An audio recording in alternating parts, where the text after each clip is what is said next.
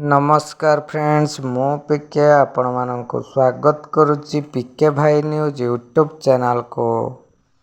आज सुभद्रा योजनार पंजीकरण आरंभ हैला तो कौन सब डॉक्यूमेंट लागिबो चलंतु जानिबा वीडियो माध्यम रे।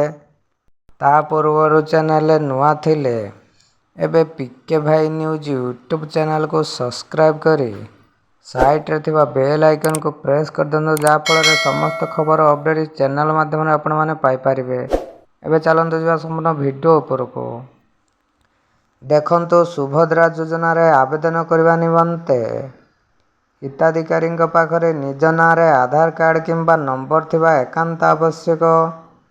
यह आधार कार्ड सहित निजर कार्यक्षम बैंक अकाउंट संजोग होइतिबा जरूरी।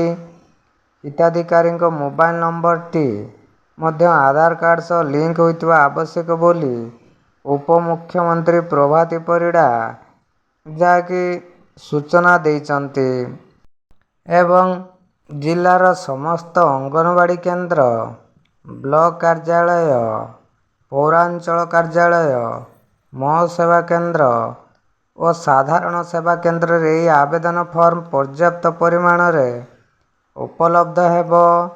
आवेदनकारी माने फॉर्म पूरण करिया को निकटस्थ मो सेवा केंद्र किंबा साधारण सेवा केंद्र रे दाखल करि परिबे बोली लाइव रे आसी सूचना देइचंती उपमुख्यमंत्री प्रभाती परिड़ा। तो यह तो थिला आपण मानक पई बहुत बड़ अपडेट न्यूज। जे माने पंजीकरण करिवे तो आज पंजीकरण आरंभ है जहाँकि सुभद्रा योजना रे।